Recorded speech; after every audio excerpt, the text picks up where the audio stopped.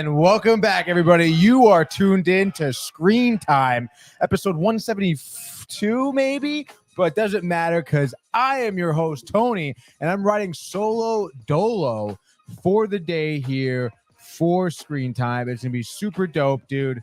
I'm pretty pumped, guys, to be here with you alone. Nice and intimate. I got so much news to get to, honestly, so let's just get right into it. A lot to unpack today, and it's all up to me to do it and nobody else. So let's get right into it, dude. All right, so new scene here as Brian, early and often here for Screen Time. We are back, Brian. You know it, dude.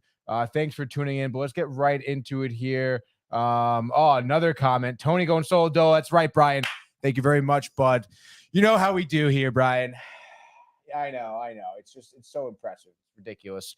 Indiana Jones, baby. The newest edition. So I want to say now this is the 5th installment to the Indiana Jones franchise. Seemingly, possibly Harrison Ford last, I guess, opportunity to play Indiana Jones. You'd imagine him. The guy's like probably 78, 77 years old here. But the Dial of Destiny slated to hit theaters June 30th, right? Just at the end of this month here. A couple weeks, actually, to kind of end June and kick off the summer, actually, I suppose, too. But they did release a brand new scene, actually. We've seen a couple trailers from this movie. We know that there's some the Nazis are obviously the bad guys, as they typically are in these Indiana Jones movies, but we kind of have, I suppose, his niece, daughter-in-law, or something kind of in the fold here. And of course, we do notice a little bit of back and forth to Indiana's past now to the present as well. So let's take a look at this scene that they just dropped, about 60 seconds long here. So let's do it, dude. Under the moon. Life lies at your feet.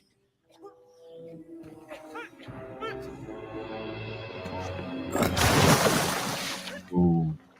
Water displacement. Get in the pool! What?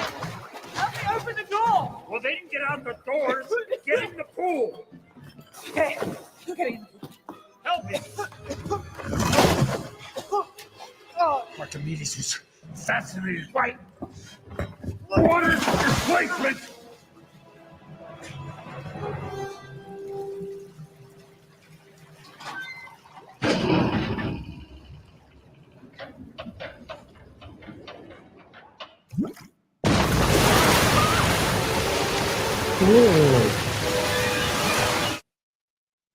There we have it. Dial of Destiny, June 30th in theaters. We already knew that. Don't even worry about it. But honestly, dude, I kind of dig it. I'm not gonna lie. Probably one of the biggest issues that I would have with Harrison Ford reprising this role is the fact that he's old and probably can't move as much. You would imagine, raiding tombs and solving puzzles and creating, but retrieving relics of the past. Not to mention fighting off the Nazis takes a lot of movement, a lot of energy, and obviously Harrison Ford. I'm just gonna double check his age, but I'm pretty sure, dude, he's got to be like 77. Not one Harrison Bader. Harrison Ford, 80 actually. So he's turned 80. And of course, we know that he was able to do Kingdom of the Crystal Skull. Which was way back in 2008, though. That was the last time Indiana Jones was on the big screen, was 2008. That's like 15 years ago. And even then, I like that movie a lot, to be honest. I know some guys like Manny Santiago did not really like that movie. I thought the Kingdom of the Crystal Skull was good. But hey, man, that's just me. But I do think that, you've seen Harrison Ford too in the new Star Wars franchise. I think we're a lot of old actors, and we'll get into a couple of these guys. But for example, like Arnold Schwarzenegger or Sylvester Stallone, in my opinion, they just don't have the movement in their bodies to be doing movies like that. Seems like Harrison Ford does. Like I said, just in that scene alone, I mean, him jumping into the water, lifting things. It seems like it's not like they were trying to cut around the fact that they had to use like stunt doubles or body doubles instead of Harrison Ford kind of getting his hands dirty. It seems like he was really able to kind of, I guess, exert that energy and perhaps whatever youthfulness he has left to be Indiana Jones. So I actually love that. The Indiana Jones franchise, for me personally, is one of the greatest franchises ever made. We know about Steven Spielberg, that guy in his age. We know he's just a director, but I mean, look, that scene, for example, the sound effects, the cuts, the little suspense, the little surprise when the floor drops out on them with the music to it too. The guy creates the necessary emotions and feelings for his audience. I mean, I was pulled into that scene right there. That was only 60 seconds long. Again, for me personally, super hyped for this movie. The Dial of Destiny, as I said, hitting theaters June 30th. Again, some people may be like, all right, time to hang it up. I don't know, man. I think Harrison Ford still got it. Indiana Jones is one of those characters that for me will never get old, as well as seemingly for me, two Spielberg movies never get old to me. So I'm super pumped. As Michael chimes in here, says, let's go, dude. I will say, if you guys are, tuning in, feel free to comment or, hit that, call that phone number at the bottom of your screen. That's coming up right there. That's my phone number. You can call right in, dude. You can talk to me. Tell me what you think about Indiana Jones. Tell me if you think Harrison Ford maybe is too old for Indiana Jones. But I don't think so. And again, it should be interesting to see where they go with this franchise. But hey, man, I don't think Spielberg's going to keep doing it personally. But again, we'll see. It seemed like, after the Kingdom of the Crystal Skull, they had Shia to kind of take the reins, but he didn't want to do it. So, they're making the best of this franchise, I think, right now. And again, I cannot be more amped for this movie at the end of the month. I think it's going to be absolutely awesome to be hitting theaters for sure, dude.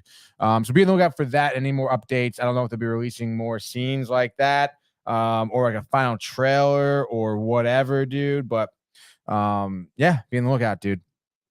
All right, next up, which, yeah, we'll go right into it because I already mentioned Schwarzenegger and Stallone. This hit news, I want to say a couple of days ago. It was pretty interesting. We have two obviously veteran actors who've had tremendous careers in cinema, as well as, other kind of endeavors they've kind of taken on. But Arnold Schwarzenegger and Sylvester Stallone have also been in many movies together, most recently The Expendables, of course. But, those two actors are kind of looked at as some of the best action heroes that have hit the big screen. Of course, their big name franchises, obviously, for Rocky, you have, for Sylvester Stallone, you have Rocky. For Schwarzenegger, you have The Terminator, amongst some others. But recently, I guess it came to question in terms of who is better. And Stallone, I guess, selflessly said that, Schwarzenegger kind of can take those reins for an action hero. I don't know, dude. But it's pretty interesting because it just so happens, coincidentally, since we're comparing these two actors here, I have their IMDb pages. Brian. Brian comes in here from YouTube, by the way, says conceivable that both are complete chiefs. I don't know, dude. Come on, Brian. You didn't like the Terminator? Rocky, Brian. Brian, you like Rocky a little bit, dude. Dude, Brian. If Michael was here to hear you say that, dude, he would not let that one go. Fighting words again from Brian. If you guys, didn't hear the first fighting words, it was last night during the gaming corner. Go check it out, dude. PGA MLB, bro. Things were getting hot, dude. Michael says, no, Sylvester, Brian. He's a real one, not Arnold. And then Brian says, Rocky was good 30 years ago. I mean, it's kind of timeless, dude. Michael's saying that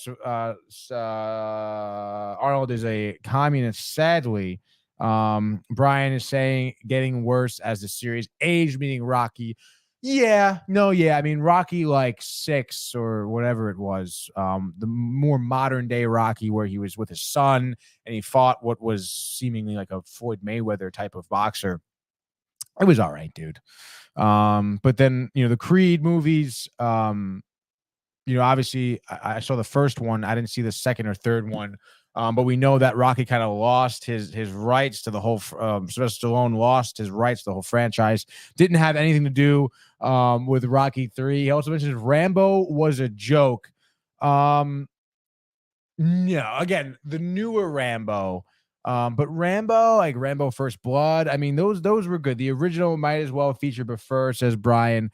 I don't know. dude, come on. The first Rambo was really good. I mean, against all odds, the comeback story, the solo mission in the jungle with the mud, just taking people out left and right. It was great action. But when you really want to compare these two guys' careers side by side here, which is what we're going to do actually coming up momentarily being right now, we're going to start with Arnold Schwarzenegger. Because honestly, we're talking just based on acting alone here. Let me just bring up his IMDb page as we come into Arnold Schwarzenegger right now. So let's start from the bottom. How about that, dude? No, let me hit see all. Because Terminator lost itself too as it went on. But let's go here. Obviously, there's some early to mid 70s. Conan the Barbarian, 1982, and Conan the Destroyer, 1984, is really, in my opinion, kind of where Schwarzenegger kind of kicked off his his career. At least hitting a big movie. Obviously, these two movies were not well received in terms of box office results and revenue. But for me, I mean, they are classic movies. Conan the Barbarian being a classic story, and Schwarzenegger, I think, perfectly embodies, obviously, certainly has the look to it. But I think at this point, this guy had limiting acting experience. And in my opinion, had a lot of good lines here. We know about some of the names like James Earl Jones that was attached to these movies. Again, movies like these had great action, sci-fi, fantasy type movies that really just embodied, what Schwarzenegger was really about. Because again, talk about someone who kind of, comes from Austria, immigrated to America, wanted to be, an actor. Obviously, again, heavy into the bodybuilding at this point. But I thought really hit the scene great. And then, of course, 1984, Conan the Destroyer comes out, follows it up later that year with the first Terminator. Again, obviously playing the Terminator, but a little bit of a different type of role, honestly, from Conan the Barbarian. Obviously, different time period, not a fantasy movie, more of just sci-fi strictly. But also a movie where he had very limited lines, and he was meant to be kind of an emotionless robot, for lack of a better term. That's exactly what he was. Whereas in Conan the Barbarian, Conan the Destroyer, he did have like a family, a love interest. He had more of an emotion. He was more of almost like a Braveheart type character, right? So Terminator comes up. And that's really what hit him hot on the screen. James Cameron was a big name director attached to it. Obviously, a guy who, starting his career as a great director, revolutionizing special effects, which we'll see in Terminator 2. But after that year, he has Commando, which was honestly kind of like a why can't I think of a Rambo? But again, classic Schwarzenegger. The Running Man here. This is another movie that kind of takes place in the future, post-apocalyptic. Now we're, by the way, in 1987. This is the 80s. Things can get kind of funky and weird in the 80s. The Running Man was definitely one of those. A guy wrongly convicted of like genocide gets thrown into this game called The Running Man, where inmates have an opportunity to win their freedom, but have to go through basically somewhat of a death trap arenas where they're kind of being hunted down, and they're just the Running Man. And then in that same year, of course, we get Predator. And I think at this point, this is like hot Schwarzenegger in the 80s. This is obviously, I mean, in the 80s, probably like 30 something, dude.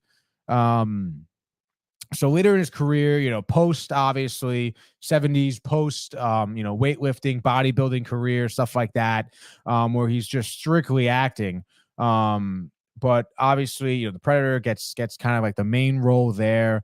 Kind of attaches himself to a Rambo type character, but again, just in some type of fantasy movie where they're getting hunted by a alien predator. And that's kind of where obviously you get to the chopper, type of one-liners now. That can kind of continue throughout Schwarzenegger's career, and that's really what he was. Honestly, he was like king of the one-liners in terms of the action movies here. So Sorry, just gonna adjust a little bit here. Where am I here? Nah, actually, I really don't like that, dude. I guess we'll just keep it like that, dude. But anyway, here, so Schwarzenegger, after 87, bang, 88, Twins. Kind of pivoting here a little bit, doing a comedy movie with Danny DeVito. I think that's definitely something that it's definitely something that kind of picks Schwarzenegger away from Stallone. But of course, we can't really talk about Twins because we're talking about the best action star. So Twins does not really pertain to this. Total Recall 1990, dude. Again, a great movie. Again, hitting the sci-fi fantasy type of role where things go wrong. Total Recall loses his memory, doesn't know who he is, but he's like this agent guy, thinks he's kind of in that type of agency, like that that vacation that he was in, right? So another great movie, original idea too. And after that, 1991, then we get the follow-up to Terminator. Like 4 years later, Terminator 2. That's where the special effects comes in.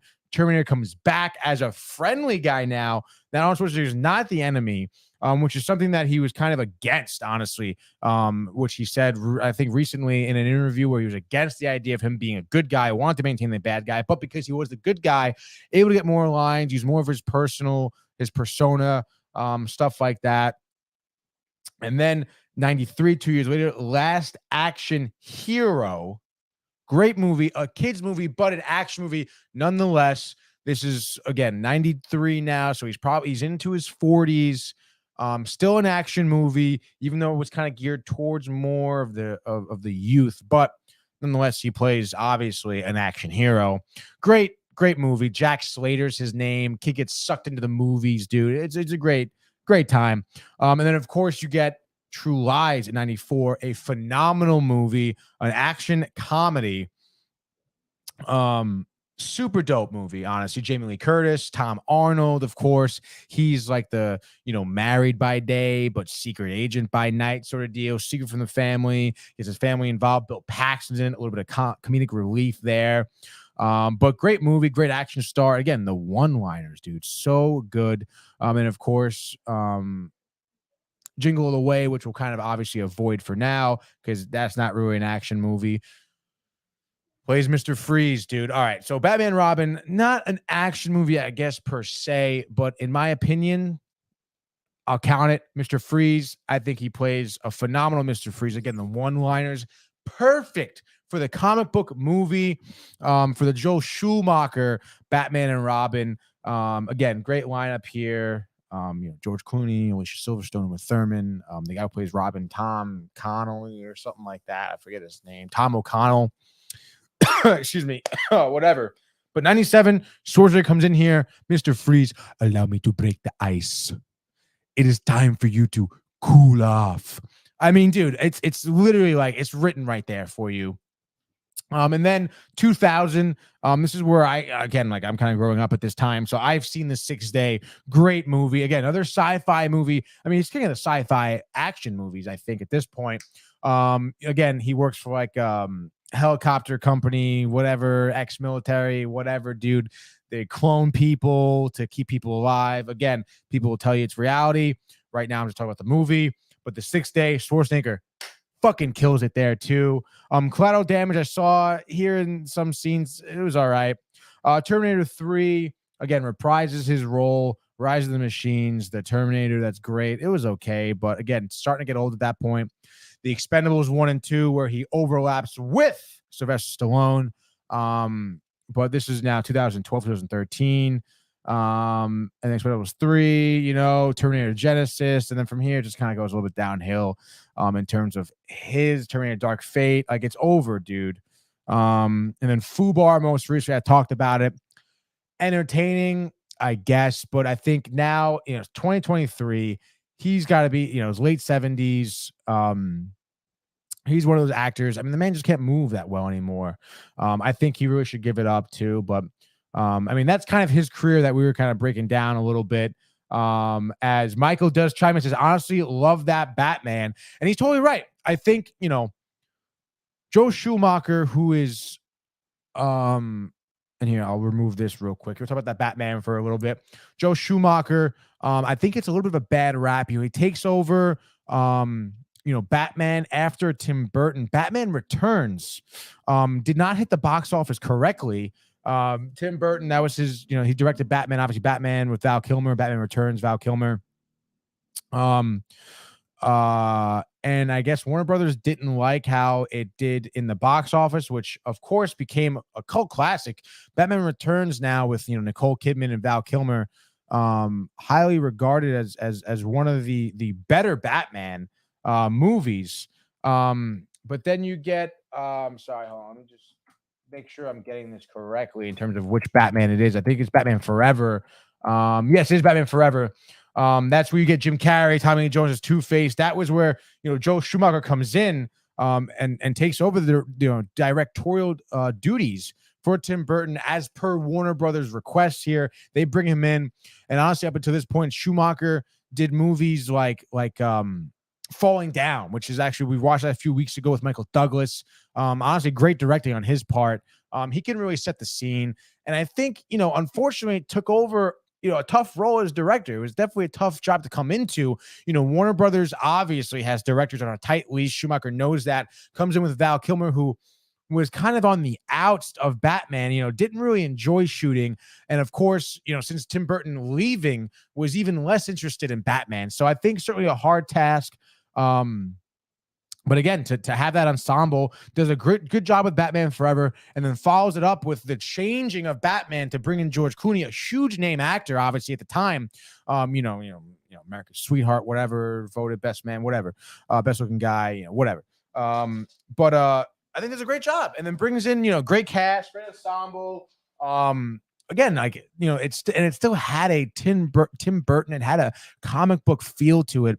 I think really an underrated Batman for sure. And let's see. Michael also says all the 80s and 90s movies were predictive programming for people in real life. They have to tell us, and they do it through movies and television, especially with how bad the latest one is. All the others have definitely gotten their respect.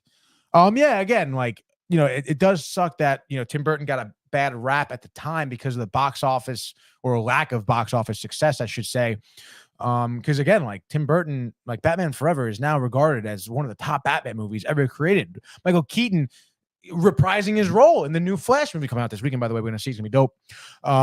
So I mean, hey, but that that happens a lot with movies becoming cult classics. And honestly, I mean, Tim Burton clearly, didn't really suffer that much because he went on to direct, again, his own movies, Beetlejuice, Nightmare Before Christmas. We know what he did. And I know, Michael, how bad the latest Batman was. That's his opinion. So let's move over to Stallone's career now, honestly, because this is going to be pretty interesting here, as I do have his IMDb page pulled up right. And again, Stallone, we know about his story, selling his dog, no money in his pocket. Of course, you have some uncredited roles here through the late 60s, early 70s, Death Race 2000. These are movies I haven't really seen, but you would imagine that doesn't really matter, because bang, 1976, his script, his movie, his idea, he acted in it the way he wanted to do it. Because again, Sylvester Stallone, just like Arnold Schwarzenegger, I mean, they're not great actors here. They're not winning Oscars. They're just men who have, discipline. They have determination, drive, heart, a can-do attitude, a never give up attitude. These two actors, why they are always so comparable is because they are just like-minded individuals, which is why you see them, in projects like The Expendables, which is why you see them, again, having their careers being compared, is because they just have those mindsets of a never give up. You can do it. If you put enough thought and energy into it, it will happen for you. If you just believe in yourself. They're tremendous underdog Cinderella stories that, again, happened around the same time. And yeah, I mean, you look at Rocky, you look at how bad that first Rocky movie is. His acting isn't great. I mean, the writing is clunky. It's in black and white. It drags on. It doesn't have great pace of the movie. But the story is what's really good. The story is what makes people interesting. Sylvester Stallone's like his whole life is this movie right here. Like this is everything he literally ever wanted is in this movie, and it becomes, he wills it to become a franchise. And it's great because it's just what it is. I mean, it is a well-written story. And he doesn't necessarily rock on to the scene. No pun intended with Rocky 1. Yeah, it does well. It does well enough to obviously to warrant a sequel. But again, it's not regarded as like, wow, like this is a huge piece of cinema because of how it was directed or how he was acting in it. It's just a phenomenal story. And it doesn't even end like the way you think it would, like Rocky loses to Apollo Creed. It's just it's not about the guy who just comes in, gets the girl and wins the title, and that's the end of the movie. It's like his struggle. Adrian thinks he's a fucking weirdo this whole movie. He's down in the dumps, dude. He's obviously not like, it's not anything glamorous. It's the opposite of that. But that was 1976. 3 years later, you get Rocky 2 in 79. And this is where you kind of start to see the franchise tag hit it a little bit. Finally beating Apollo and everything like that, getting the title. And being able to kind of like, I guess, kind of end that type of story arc for Rocky. But of course, it's always more, especially in boxing. It's not about winning the title. It's about defending the title, as people know. But again, movie after 79, Rocky 2, Nighthawks. I never saw it. It wasn't anything, I think, crazy. But Rocky 3, bang, 1982. And this is where things kind of get, I guess, ramped up. Again, the 80s, bro. 80s action movies were pretty crazy. Rocky 3 comes, hits the screen. This is now where you're seeing like money getting pumped into Rocky, getting other stars into it.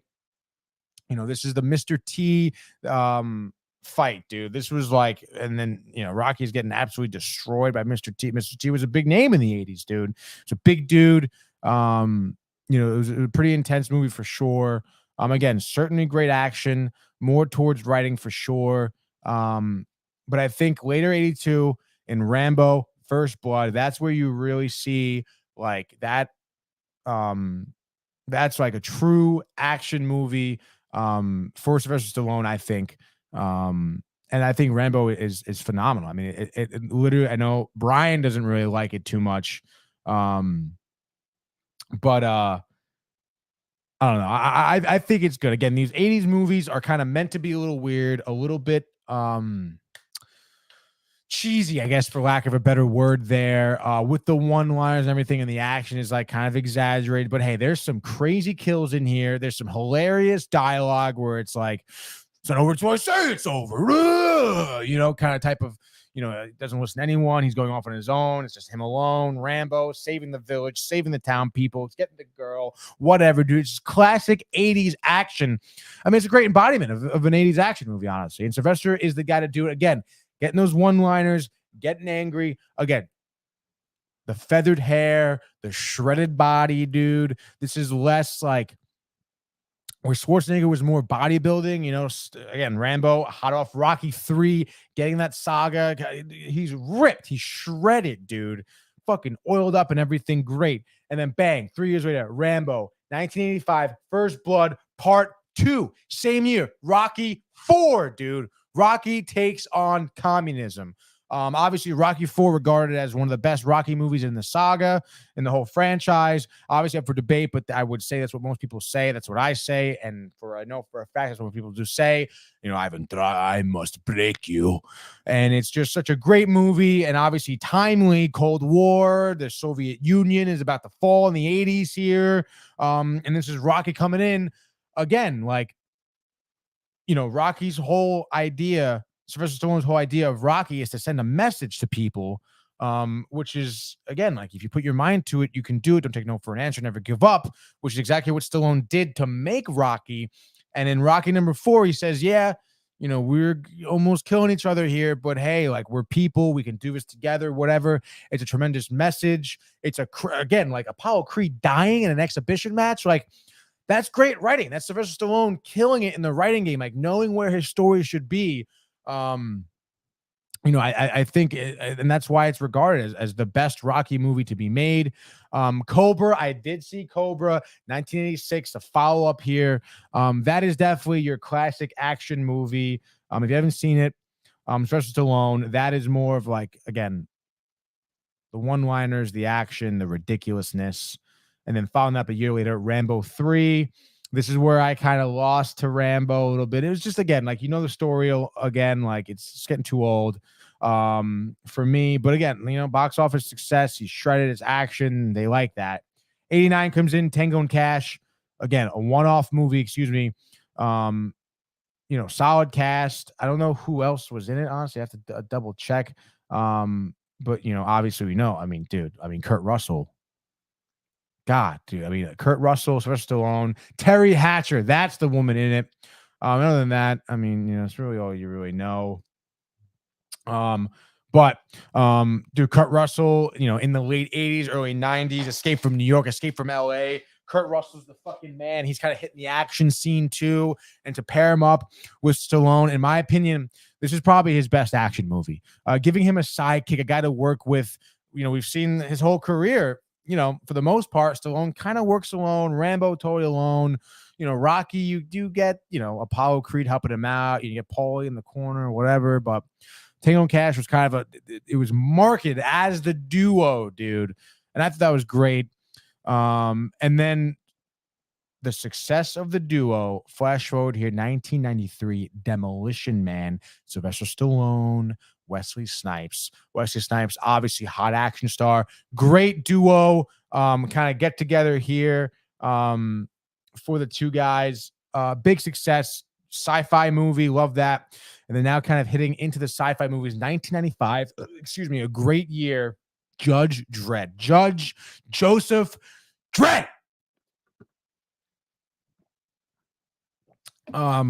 This movie, people will say they didn't like it. Sometimes people are dumb. Sometimes people don't know what they like. Okay. This movie was fucking awesome, dude. Sci-fi, rated R, action, blood, killing, cannibals. Diane Lane is in it, dude. Great movie, dude. Great idea based on a comic book too. And again, like Dredd kind of takes like this, I hate to use the phrase Terminator-esque movie, but he is very robotic in his character because it's just Judge Dredd. He's the fucking law. It's by the book, code, honor, discipline, fucking saving the world through the law, baby. Again, it's so dope. Another movie, again, kind of sci-fi, set in the future, not apocalyptic, but certainly the opposite of a utopian society. I forget the opposite for utopian. Dystopian, a very dystopian society. Drugs, murder, crime, rampant through the streets, and Judge Dredd just takes the bull by the fucking horns and tries to clean the streets up, dude. Of course, dealing with corruption, dude. Through the through the ranks of the government, whatever, dude. As D's nuts, commenting here from YouTube, Cobra 1986, your disease, I'm the cure. Exactly, dude. Yeah, thanks for tuning in. That's a great, classic action movie. Like I said, the one-liners. That's where Stallone starts to get in there. It's a little bit less of that Rocky philosophy and more of just the classic, action hero one-liners. But Judge Dredd for me, sci-fi action, that's right up there for me, like with Terminator, like with Predator. I love that movie. And again, that could just be me growing up on that movie. But maybe I'm biased, maybe not. But keeping along here, again, kind of cliffhanger was all right. Get Carter for a 2000 movie, decent action driven. I don't know if I would categorize this as action. It's more of a, drama movie, but we know about it. Shades never saw. Spy Kids 3 is a kids movie. No. Of course, then we get 2006 Rocky Balboa. Las Vegas, the TV series. I don't know, dude. That was kind of beat. Again, Rocky Balboa, the reprise. Honestly, Rocky Balboa 06, it was good. It was good. I'm gonna say it was good. It was good. This was, when was this, like 17 years ago now, which is fucking crazy to say that. It was 17 years ago. I remember going to see that movie in the theaters, dude. But then the new Rambo, again, this is where he starts to teeter on, like, you're getting a little old. 2010, Expendables. That's when I think, just like Schwarzenegger, you're getting too old to do action movies. You can't move as much, dude. Everything with you now is so much less fluid. All your movements is less fluid, becomes really choppy. You can tell that there's scenes that are, for some reason, they have a wide angle because it's probably not Stallone running. It's probably some young guy running, dude. Escape Plan, 2013, kind of sucked. Grudge Match, 2013. No, dude. Expendables 3, 2014. I don't know, dude. Creed came along. He could have took a back seat to obviously Creed. He was in Guardians of the Galaxy. Okay, I suppose. Again, like, let me get, Rambo Last Blood, 2019. Samaritan, 2020, I heard was good. Tulsa King is actually the series I was thinking of. Okay, I mean, Stallone has definitely improved on his acting at that point. But it's overdone now at this point. I think it's again, we're talking something that it's 2023 and you're still doing the same gig. You did that same gig, 40 years ago. And he's still in Expendables 4 is coming out. That's cute. The 4 is the A in Expendables. I don't know, man. But yeah, so that's basically the two careers. Again, you kind of look at these two careers side by side. There are certain movies that really like hit home for me. True Lies for one of them. If I had to compare True Lies to Judge Dredd, I think kind of unfair because one's sci-fi, one's not. But those were two from the same time period of 95 area that I grew up on watching. I probably would lean towards Judge Dredd. But Rambo or Predator, again, Rambo was kind of more of a series. Predator, Lost Schwarzenegger, obviously, was more of a saga sort of deal. But the first Predator was so good, dude. Like, I would take that over Rambo 1, I think. But again, like, excuse me, I understand, like, you compare Predator to Rambo. I mean, Rambo was all Stallone. No one else was really involved in Rambo. I mean, obviously, he's the title name. Predator was more about the alien. And, of course, Schwarzenegger was a huge name attached to it, as well as Apollo Creed's name and a couple, professional wrestlers in there and everything like that. But when you get down to Terminator versus Rocky, again, kind of hard saga to kind of, I guess, compare the two. But is Rocky, to me, an action series? No, honestly, it's not. It's more of a drama. It's more of a sports movie, even at that point. It's not necessarily just no holds bar, constant action. Schwarzenegger with Terminator, with True Lies, with Predator, with the rest of his career. I understand he did kind of veer off and do like Twins, for example, or Jingle All the Way. But Batman and Robin, his action is great. The Sixth Day, great action movie. I mentioned Last Action Hero, that's an action movie. I know. I just think that the Total Recall. Yeah, I know. I'm kind of recapping what I already talked about. The Running Man Commando. I think it's totally safe to say that when it comes to action movies, Schwarzenegger does take the cake. But Stallone brings other things to the table. You got to give him his props. Rocky, his movies more so embody the message of you can do it, rather than Schwarzenegger, who just has those old school action movies. Now you see with Fubar is all about the message. Oh, it's my daughter. She's my family. I have to protect her, sort of deal. And, I mean, it's cute now, I guess, but it's overdone and you're a little old. Like, I think both actors need to wrap it up, retire. In my opinion, You know, like go enjoy. I mean, I'm sure you love acting. You definitely enjoy your life, but go enjoy and relax, retirement, you know? But then again, who am I to say? Because fucking nobody. That's who I am. But yeah, I think that Schwarzenegger, action hero, better. Stallone, director, writer, probably better all around for film. But certainly comparable. It's very arguable. I think you can go. That's just my argument for me. I think Schwarzenegger has more action movies. I think they are better action. And just talking about it honestly gets me hyped. Like I want to go watch Batman forever. I haven't seen them forever. Haha. Jay Lib coming in here, by the way. Jason Lubatelli says Schwarzenegger is way better. I think Jason Lubatelli here thinks it without question that Schwarzenegger is better. And, you know, like I said, I agree. I don't know if it's without question. I don't know if it's way better. He says, I watched Terminator on the plane. The first Terminator, which, by the way, Jason, Michael C. Theophil has not seen the first Predator. I don't know why I thought of Predator when you said Terminator. My bad. It's been a while, dude. Been a long morning of talking for me, dude. Which Terminator did you watch, Jay? Which Terminator? Call in, talk about it, do something, dude. I'm sure you probably are closing up your lunchtime. Jason says you're a predator. You know, it's actually kind of funny, dude, because I'm not a predator. You're a predator on Twitter.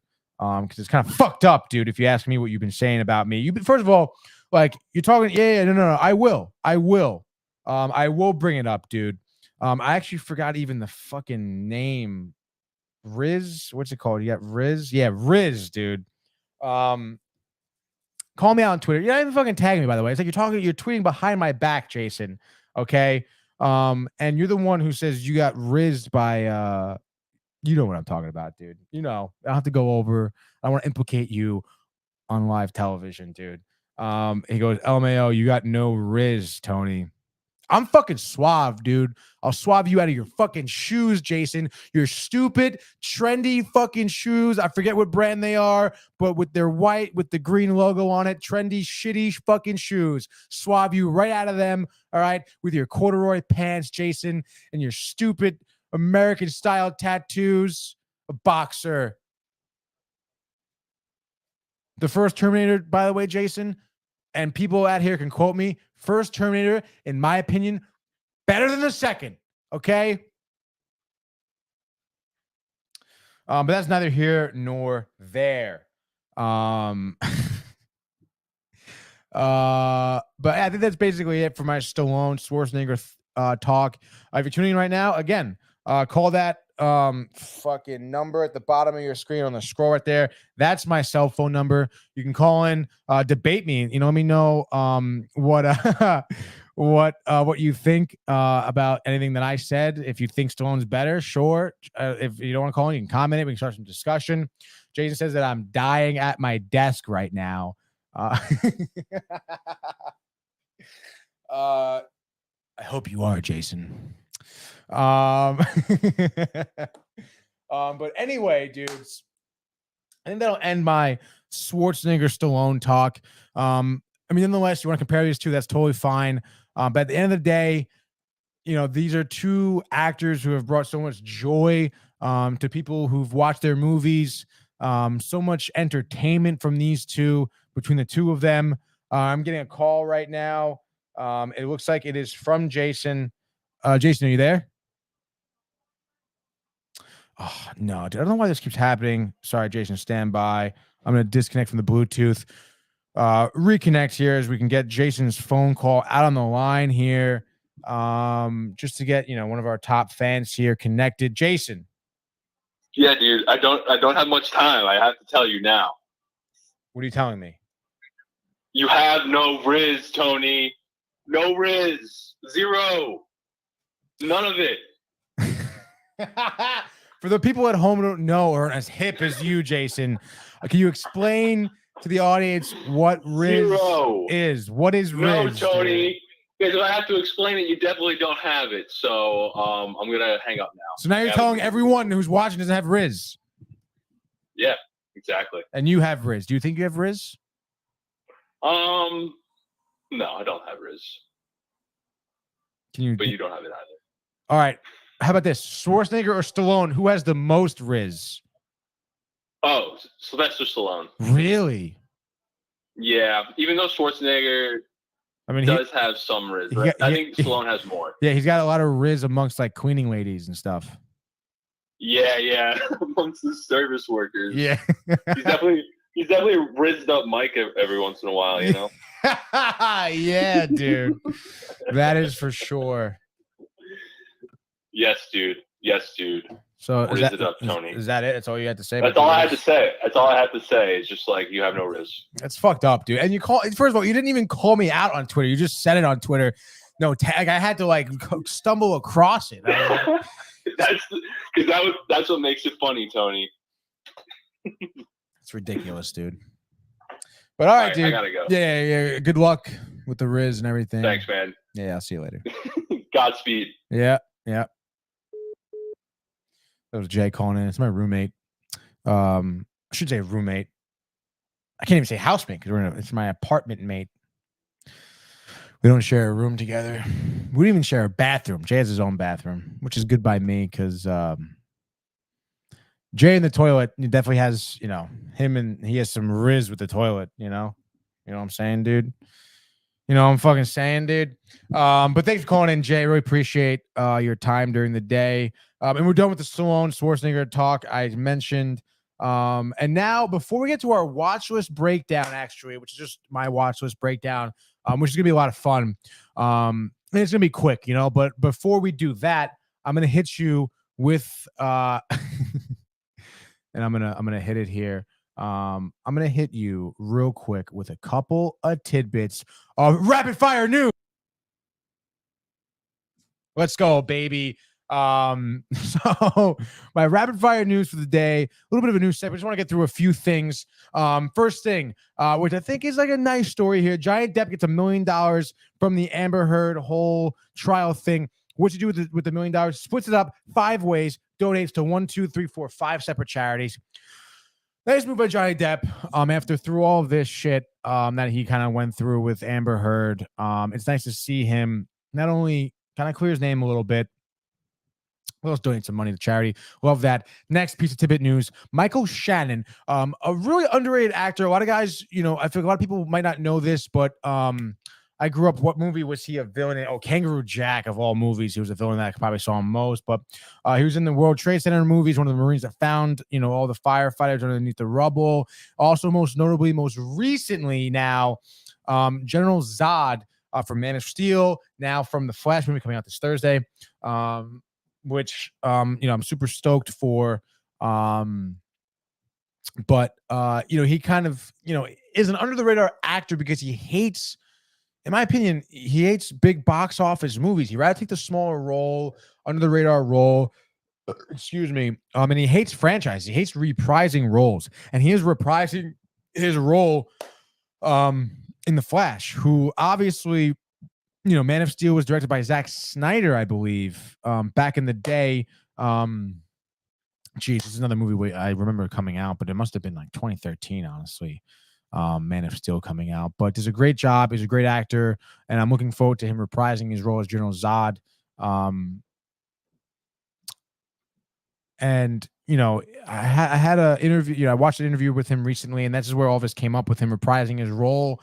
And I don't know. He's just such a fascinating man, He seems to be, again, so very chill, doesn't like the limelight, that's why he's an underrated, under the radar good actor, because of the roles that he takes, but he still is able to kind of, flex his acting abilities in those roles.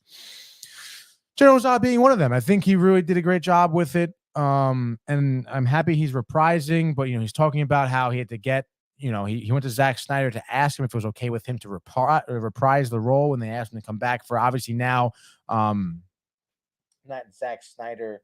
Who the fuck is the guy who's with DC now? James Gunn, who's directing the Flash movie, or whoever directed the movie, but whatever, dude. Obviously James Gunn, DC now. Got the okay from Snyder, reprised it, was okay with it. And I just watched this interview, and he, obviously the interviewer is asking him about, Ezra Miller, which in my opinion, and maybe I shouldn't have an opinion about it, but to me, it seems like Ezra Miller should be, tried to the full extent of the law. But Michael Shannon, again, watching him in the interview, he takes kind of a back seat. He's like, worked with him, talented actor, no doubt. I mean, I think he's a talented actor too. But this was, a little while ago too, I think, before some new things came to light. But, Michael Shannon, again, saying like, who am I to judge, Ezra Miller? Like, I'm not going to say he should do something or whatever. Like, if he needs help, he should get help. Whatever happens to him, sort of deal, not kind of, you call it like a political answer, but in my mind, is kind of the right type of answer you should have. In terms of Ezra Miller, obviously, you don't know what Miller is going through, in terms of, what is wrong with him, because there is something, I think, wrong with him. But again, in my opinion, it's super sad, what Ezra Miller has gone through, has done to people. Again, not to get too much into it, but I do think he should see some type of punishment. But Michael Shannon, General Zod, great guy, great actor, love him, dude. Last piece of rapid fire news. Transformers G.I. Joe crossover here. Seems like it's going to be happening for Transformers 8 coming out. That these, there's a new actually G.I. Joe movie coming out. As we know, I think there was 3 installments, G.I. Joe movie, a sequel, and then a Snake Eyes origin story. Now there's a 4th, addition to the saga coming out, which is fine. Decent movies. Unfortunately, you get like The Rock attached to them. So it'll be interesting to see what they do, but they did tease at the end of Rise of the Beast a G.I. Joe Transformers crossover, which is going to be interesting how they kind of, I guess, combine the two. But it seems like that's what they're going to be doing moving forward for Transformers 8. So that's pretty interesting. That, has been your rapid fire news. Hey. And then finally, we're going to go to my watch list breakdown. To be honest, I'm kind of tired of talking, so I'm going to try and get through this, not swiftly, because I don't want to shortchange you guys a little bit here. But I'm going to get through it here. I'm just going to get some fucking water. That's what I need. I'm losing it a little bit. My watch list, honestly, this watch list, low-key good, dude, honestly. I got some good feedback for this watch list as well. We had Up in the Air, which is just a phenomenal movie. This movie was nominated for Best Picture in 2009. I believe it lost. I forget to what. But nonetheless, dude, sorry, just writing that down. Watch list. Stallone Bite 2. Sorry, bear with me here as I am working alone. Up in the Air, dude, came out in 2009. I saw it then. I remember when it was nominated, that was back when I was watching the Academy Awards and everything, and really keeping up with all the different movies nominated. But this movie was just so good, dude. George Clooney, Anna Kendrick, Jason Bateman, a very simple story at heart, fundamentally a simple story, but it really tells so many different, I don't want to see the word stories again, but it definitely shows you so many different lessons, so many different perspectives on life, so many different philosophies that you can kind of take with you throughout your life. George Clooney plays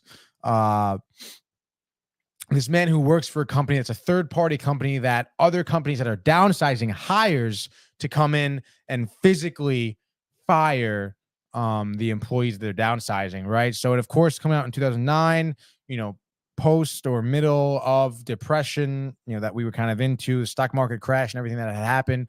This was something that was very real with a lot of different families, a lot of different people. It was something that people could resonate with in terms of that storyline alone. So pulling people in from the get-go, and then the simplicity of it. I mean, you can imagine George Clooney. I mean, it's a depressing job, but he does it with For lack of a better term here, Jason, he does it with riz. He does it with gracefulness, with expertise. He does it really well. And the storyline is that, Anna Kendrick is like a Yale, Harvard grad, business, whatever, psychology, so smart, comes in and revolutionizes industry by doing what? By resorting everything to online, firing someone over the internet, over webcams, instead of having people, traveling all over the country for 350 days out of the year. Because it kind of sheds light on these people's jobs where, it is incredibly isolated. Like I said, it's not a joke. 350 days out of the year, some odd around there, give or take. They're on the road, traveling Christmas, New Year's, firing people. Having to deal with people who are in an incredibly delicate situation. So yeah, again, it's a super interesting take. A great movie. And of course, George Clooney, who loves his job, doesn't want Anna Kendrick to come in here and change everything. So he takes her on the road because he's like, you know nothing of my business. Takes her on the road, shows her what it means to fire people and everything like that. And on the way along, there's some romance with George Clooney, everything like that. Not between him and Anna Kendrick, but him and another woman played by Vera Farmiga, who's also a great actress. And again, I hate to spoil the movies in my watch list because I really want you guys to go out and watch them. But this movie, again, storytelling is such a huge key proponent of this movie. And it does it phenomenally. The simplicity of everything. The shots are simple. It's really about the writing, about the acting. It's just such a great movie, dude. And it really doesn't, again, it's like an original movie. It doesn't, it's not predictable at all. At least for the most part, not predictable. You can be the judge on that. But again, simple movie, great storytelling, a fundamentally sound movie. Nothing too crazy. It's not like there's special effects, or anything like that. It's just screen writing, acting, execution at its fundamental perfection. But my next piece of cinema here that is on my watch is How I Met Your Mother season 1 specifically. And this is obviously, totally different from How I Met Your Mother, Up in the Air. How I Met Your Mother is a show that I grew up watching. And, I like to kind of come back to it every so often because, I was young when I started watching it. So definitely some of it I don't understand or I couldn't, really resonate with because I just didn't experience that yet. But How I Met Your Mother season 1, it's obviously funny. The characters they create, and the atmosphere they make in the certain places that are so reoccurring, like the bar, the apartment, whatever. And of course, the underlying storyline and like little things that you pick up not the first time around. Like for instance, he says it right in episode 1, like that's how I met your Aunt Robin. It's like so clearly Robin is not your mom, is not the mother from the get-go. So I think people forget that and miss that, but don't get me wrong, the show's good. Ending was kind of not how people wanted, but season 1, as you take it, is great. I think it can be a series that's not comparable to, not better than, but up there with a Seinfeld type of show, because that's kind of what it is. It's obviously not a show about nothing, neither is Seinfeld. But at its core, it is a great sitcom, great jokes, great characters that keep you coming back, But season 1, Ted is such a pussy, for lack of a better term. With his whole wanting to get married, whatever. I get that. Like everyone, people want to get married, spend life with someone. That's great. I wouldn't say everyone, but it's great to want that. Whatever. But he's just such.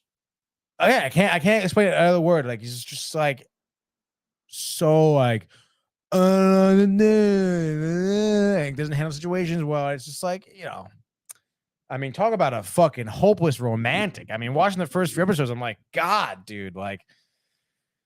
Just get over it a little bit, dude. Just go with the flow a little bit. Ted, even through the later of the series, Ted was kind of an annoying character. Obviously, Jason Segel's character, so good. The perfect roommate, in my opinion, dude. Him and Lily, hilarious, dynamic. Neil Patrick Harris, hilarious, dude. Love it, dude. I would highly recommend this show. If you haven't watched this show, I think it's a great show to watch. It really is. Honestly, I would compare it to a Scrubs. Scrubs, in my opinion, is better, but in terms of like heartfelt messages, sappy moments, but great comedy, definitely like a lot of tomfoolery, lackadaisicalness. It's up there. It's like a Scrubs type of show. If you enjoy Scrubs, you'll enjoy this show. Scrubs definitely better. Probably gonna watch Scrubs honestly now on Hulu. Great show. But we'll see. But yeah, it's a great show. I would say start watching it if you haven't watched the series. It's definitely bingeable, as a lot of sitcoms are. And then finally, my last pick. Let's get a sip of water.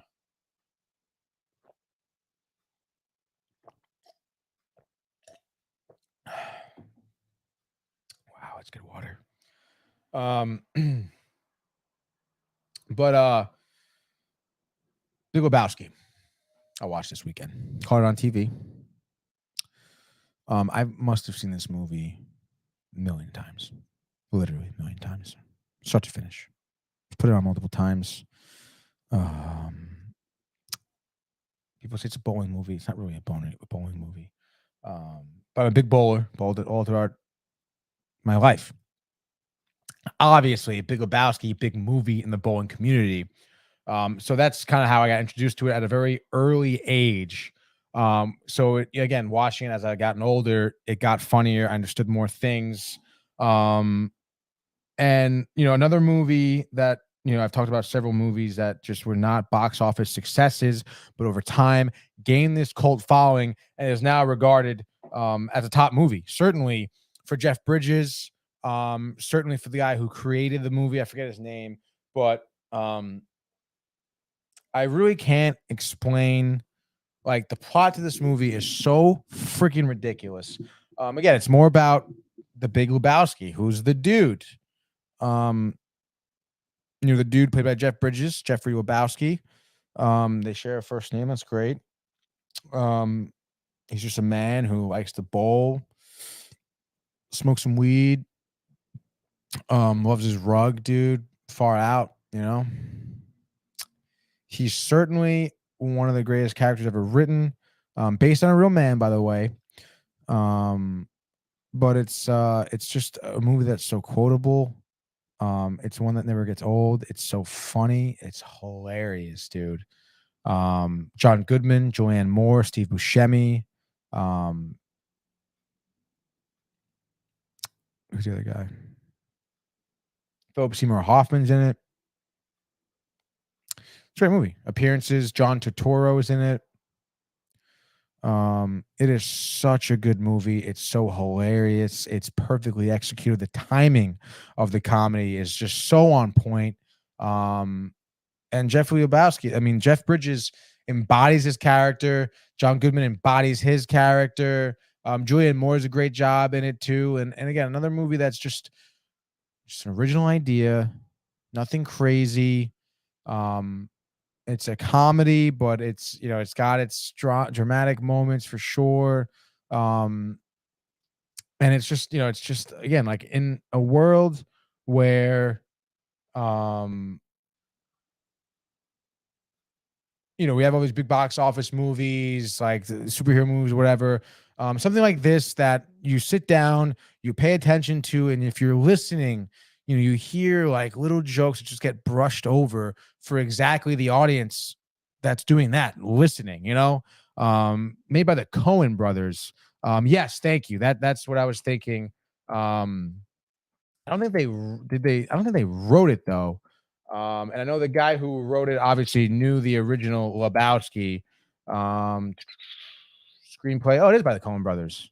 That's awesome. I didn't know they wrote the movie too. But yeah, and that's exactly why the comedic timing and the directing is so good.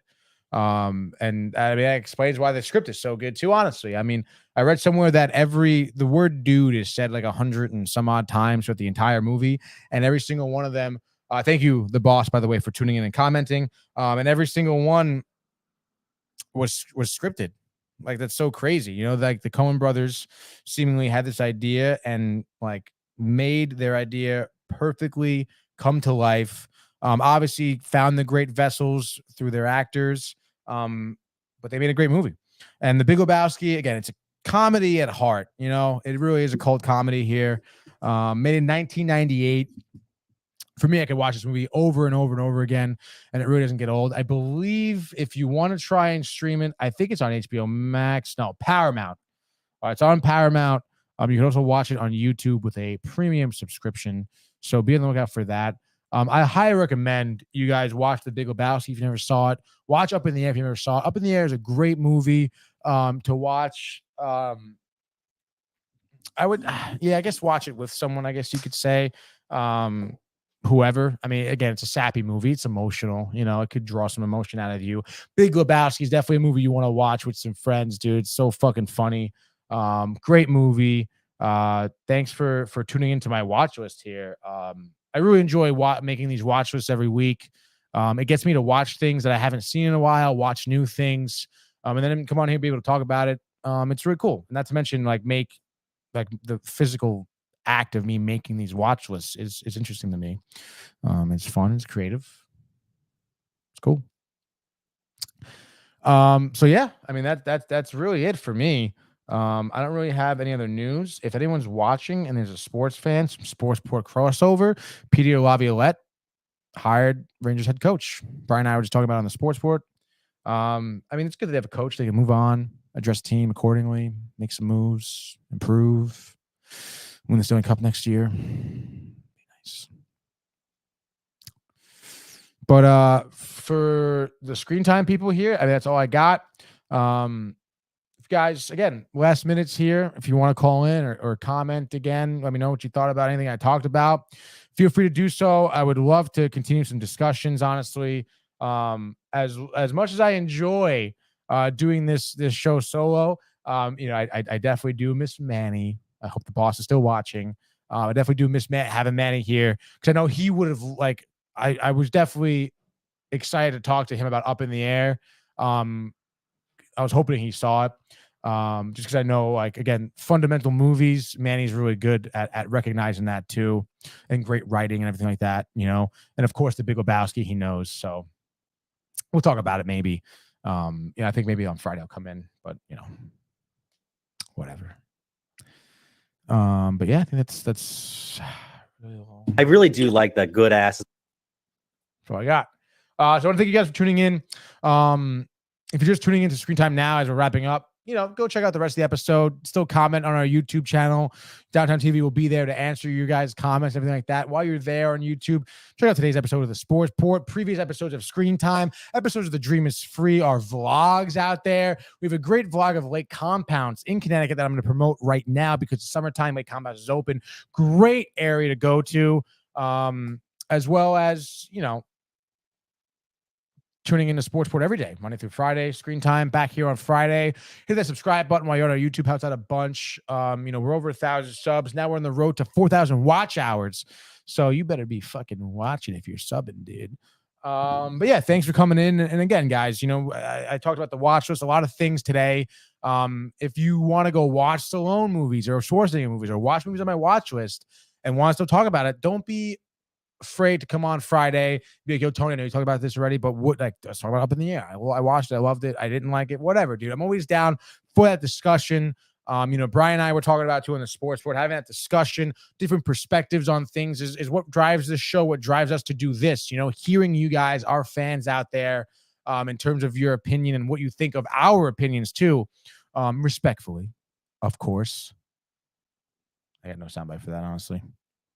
But yeah, guys, thanks for tuning in. I'm going to probably eat some cherries now that Jay tried to steal from me. And like I said, thanks for tuning in. Screen Time. I'll see you here on Friday at noon. And then Sportsport people. See you tomorrow at 10. Enjoy the day. Go watch some movies. And be safe out there. Hey guys, Tony here from Downtime TV checking in. I want to thank all our fans out there who's been liking, subscribing, sharing our content. You guys are the best. You guys are our bloodline. You make us love what we do. Thanks again.